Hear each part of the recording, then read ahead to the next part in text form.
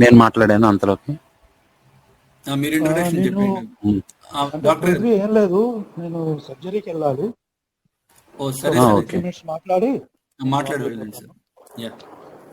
ఎప్పుడైనా కూడా ప్రతి మనిషి తను నమ్మింది, తాను చదివింది చెప్పడానికి అవకాశం ఇవ్వాలండి. సో నేను నా ఎక్స్పీరియన్స్ చెప్తాను. మా సోదరుడి పేరేమో నాకు తెలియదు కానీ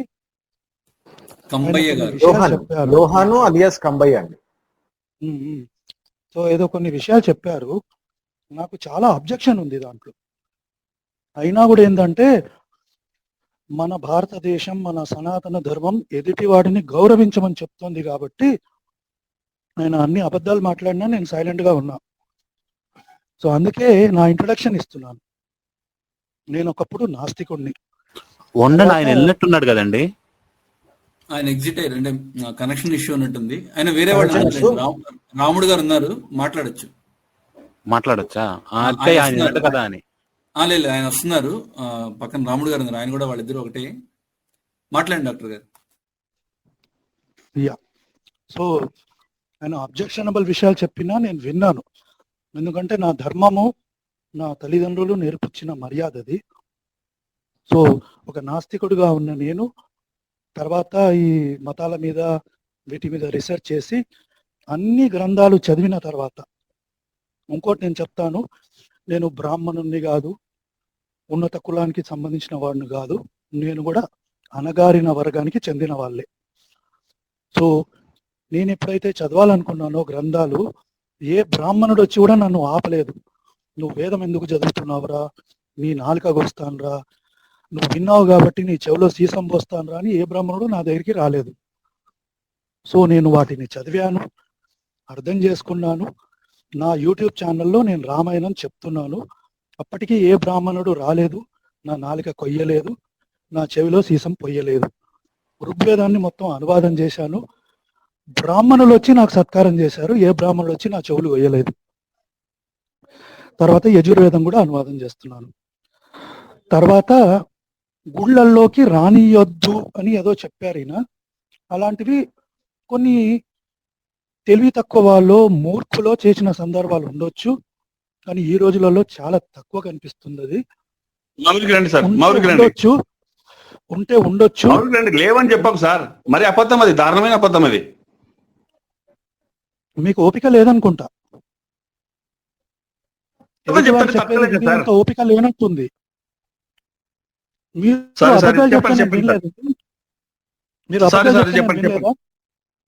మీకు ఓపిక లేదు. సో అవి ఉంటే ఉండొచ్చు, అలా చెయ్యమని సనాతన ధర్మంలో ఉన్న దేవుడు చెప్పలేదు. అలా చేయడం కాదు, బ్రాహ్మణుణ్ణి చండాలుణ్ణి కూడా సమాన దృష్టితో చూడమని సనాతన ధర్మంలో ఉన్న దేవుడు చెప్పాడు. ఇక అసలు టాపిక్ వస్తే, ఎప్పుడైతే నేను క్రైస్తవాన్ని చదివానో, ఆ పుస్తకాల్ని చదివానో, దేవుడు అనేవాడు ఇంత ఘోరంగా ఉంటాడా, ఇన్ని కోట్ల మందిని తనను నమ్మలేదని చంపిస్తాడా అని నాకు ఆశ్చర్యం వేసింది. ఇదే కాదు, బానిసత్వము, అన్యుల పట్ల హేళన, హింస, ద్వేషము, ఇవన్నీ చూసిన తర్వాత సనాతన ధర్మం ఒకటే నిజమని నేను దీనికి మారాను. అంటే ఒక నాస్తికుడి నుంచి నేను సనాతన ధర్మానికి వచ్చాను. ఇక ఎందుకు మాట్లాడాల్సి వస్తుంది అంటే, ఇలాంటివే జరుగుతున్నాయి అన్నమాట. అబద్ధాల ప్రచారం జరుగుతుంది. మా దళితులకి చదువు చెప్పలేదు అని అబద్ధాలు చెప్తారు. బ్రిటిష్ వాడు రాసుకున్న రికార్డ్స్ ప్రకారమే ఆ కాలంలో 1800 శతాబ్దం వరకు కూడా దళితులే ఎక్కువ చదువుకున్నారు బ్రాహ్మణుల కంటే. దానికి ప్రత్యక్షమైన నిదర్శనం నేనే. సో ఇలాంటి అబద్ధాలు ప్రచారంలో ఉన్నాయి. ఈ అబద్ధాలు చెప్పి మతం మారుస్తున్నారు అని తెలిసి నేను బయటికి వచ్చాను. ఇక ముఖ్యమైన విషయం, అసలు యేసు ఎవరు? యేసు అనే అతనే క్రీస్తు అనంటే, అసలు క్రీస్తు అనేది లాటినైజ్డ్ పదం. అది మనం మూల హీబ్రూలోకి వెళ్తే మెస్సయ్య అని ఉంటుంది. సో యూదులు కోరుకున్నది మెస్సయ్యాని.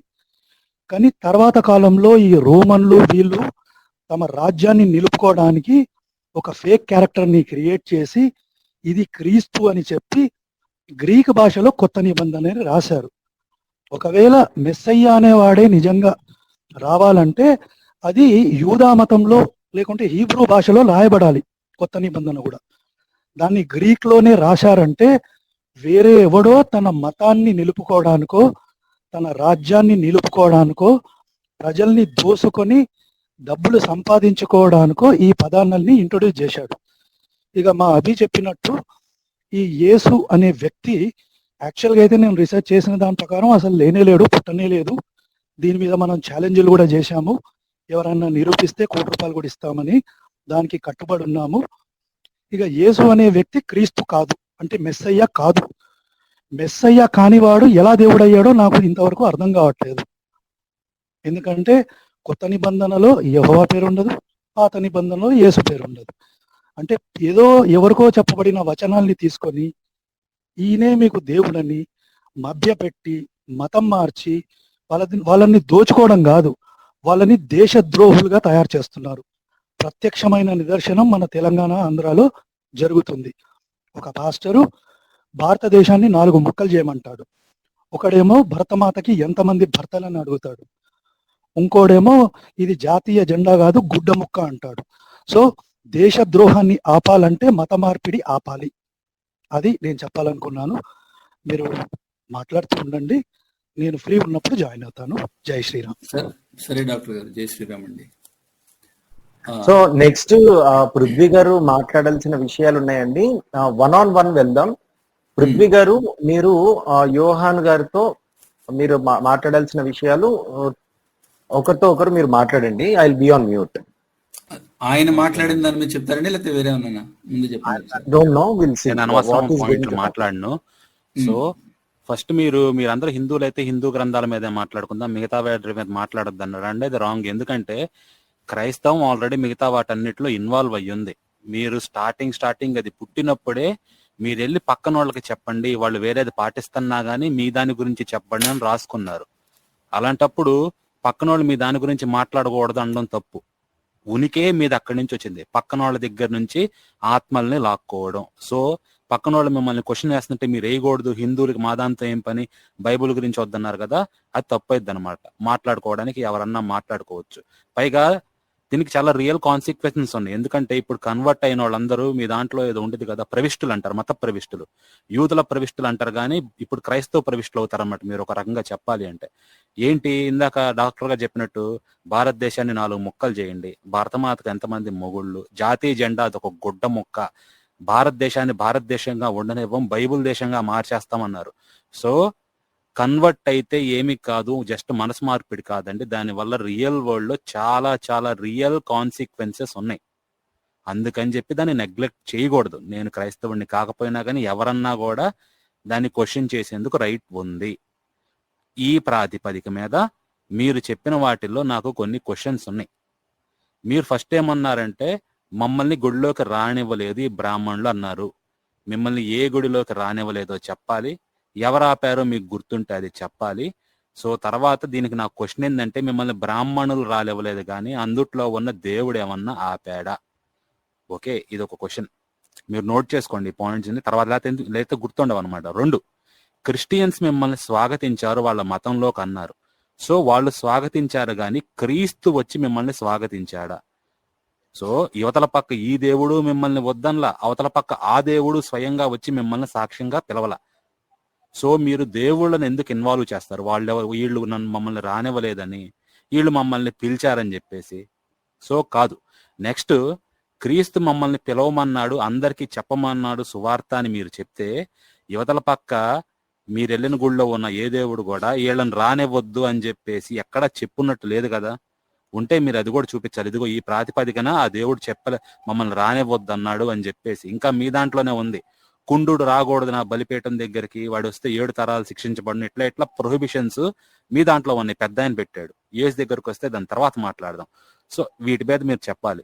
2, మాలామాదిగ వాడల్లో మాకు అసలు టెంపుల్సే లేవన్నారు, మీరు కట్టుకుంటుంటే ఎవరన్నా ఆపారా?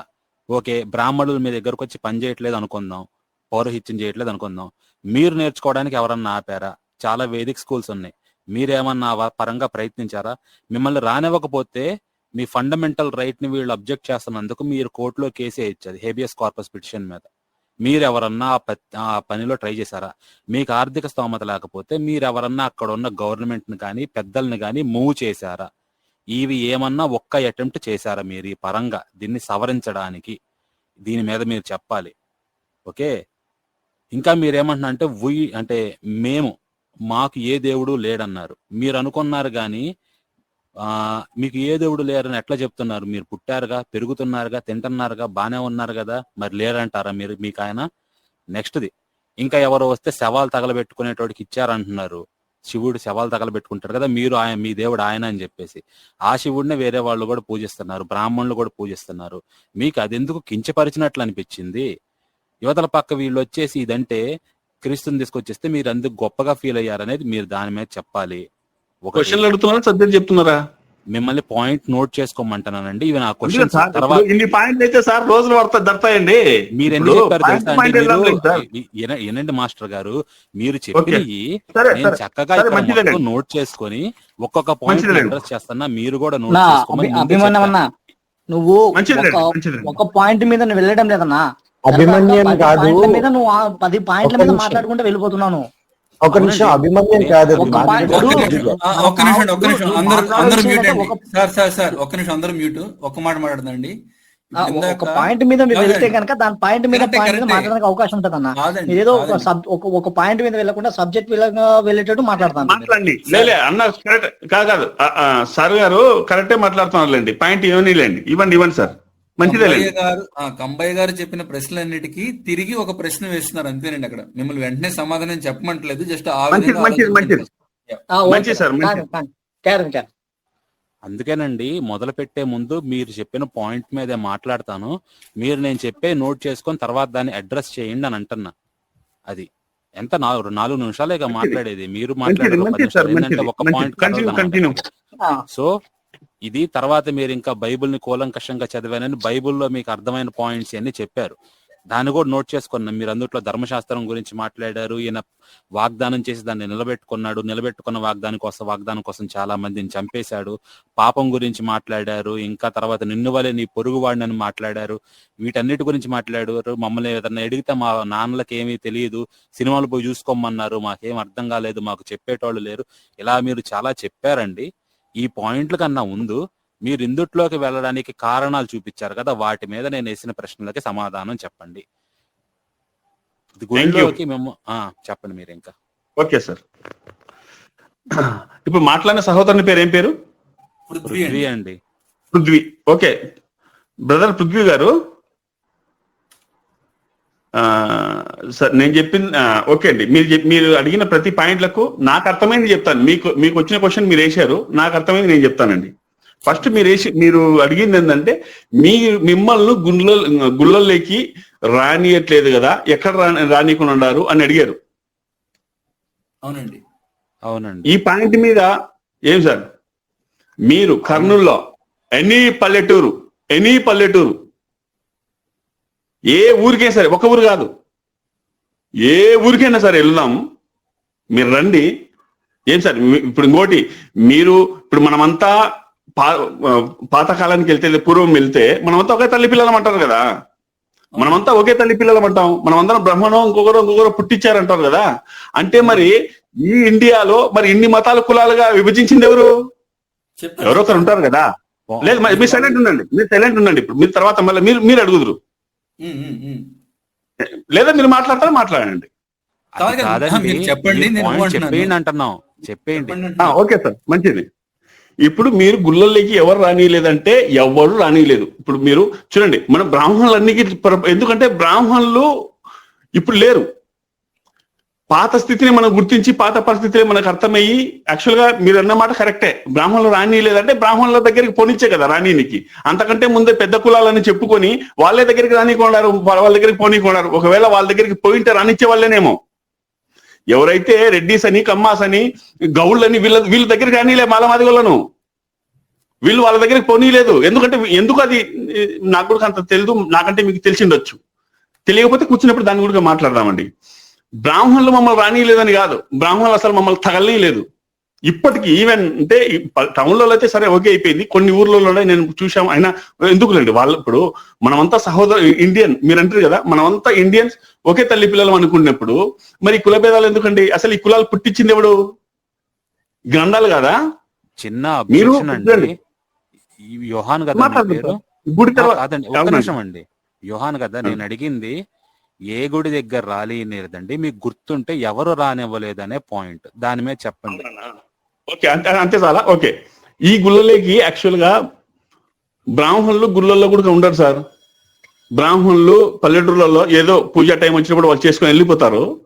ఏదైనా అనుకోకుండా బాలు వన్నే, అనుకోకుండా ఏదైనా ఎగిరొచ్చి ఆ గుళ్ళల్లో వన్నే పొరపాటున పోయిటే కొట్టినారు సార్. లేటెస్ట్ మొన్న ఎందుకంటే మీరు శూద్రులరా, మీరు ఎట్లా మీ మందిరాలకు వచ్చి కొట్టారని లేవంటే లేవండికి లేదు సార్, ఉండాయి. అదంతా పోతే మళ్ళీ తిరిగి వచ్చే అవకాశం ఉంది మీరు అన్నట్టు. ఏది మళ్ళీ క్రైస్తవులకి ఎందుకు పోతున్నారు అనేది. ఇంకోటి మీరు ఇంకోటి ఏం చెప్పారు, క్రీస్తు స్వాగతించాడా ఈ మన దేవుడు? 1 సెకండ్.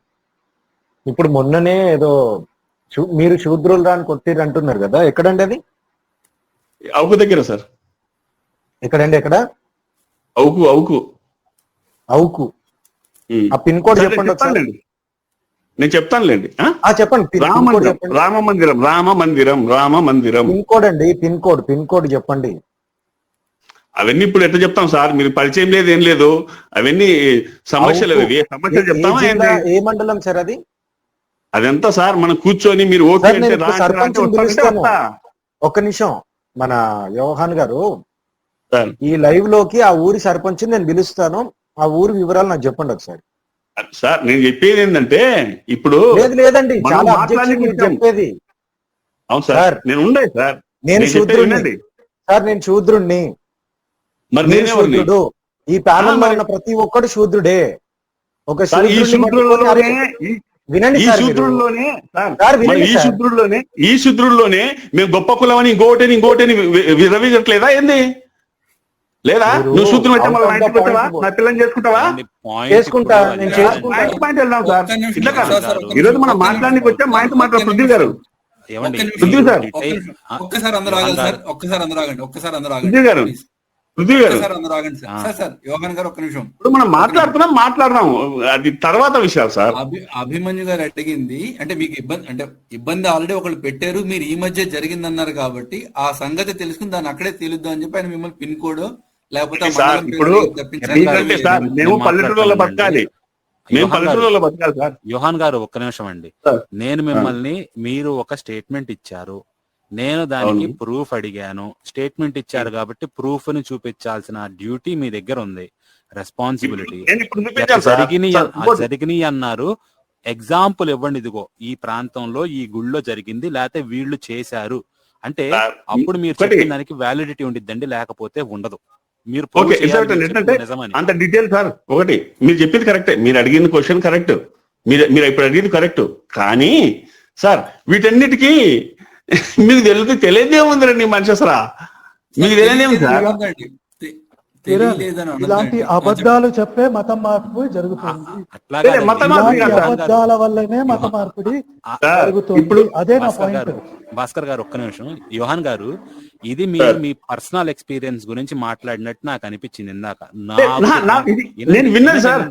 వినండి, నన్ను రానివ్వలేదు, మమ్మల్ని రానివ్వలేదు, మమ్మల్ని వీళ్ళు రానిచ్చారు, నన్ను స్వీకరించారు కాబట్టి నేను వెళ్ళి తెలుసుకున్నాను అని మీరు అన్నారు. మిమ్మల్ని ఎవరు రానివ్వలేదు అనేది నేను అడుగుతున్నా, మీ పర్సనల్ ఎక్స్పీరియన్స్ చెప్పడానికి. మీరు ఊరు చెప్పాలి కదా ఏ గుళ్ళో రానివ్వలేదని చెప్పండి. Correct sir. యాక్చువల్ గా మీరు చెప్పిన పాయింట్ కరెక్ట్. యాక్చువల్ గా నేనైతే ప్రయత్నించలేదు, ఇది మీరు అన్నది కరెక్ట్. నేను వెళ్ళి ప్రయత్నించలేదు. మా నాయనే, ఎవరో కాదు సార్, మా నాయనే మా డాడీ పోతే మీరు మాలోళ్ళు అక్కడ కింద కూర్చోపండి, బయటకు పండి. నేను అప్పుడు చిన్న పిల్లలు సార్, నేనైతే ప్రయత్నించలేదు. మీరు అన్నట్టు మీరు ప్రయత్నించారంటే నేను ప్రయత్నించలేదు, ఇది కరెక్ట్. ఈ పాయింట్ కరెక్ట్. నేను పోలేదు, నేను ప్రయత్నించలేదు. అదండి. యోహాన్ గారు, నాదో ప్రశ్న అండి. ఇప్పుడు మీరు అన్నారు కదంటే మీ నాన్నగారిని గుడిలోకి రానివ్వలేదా, లేకపోతే వేరే ఎక్కడన్నా కూర్చోమన్నారా?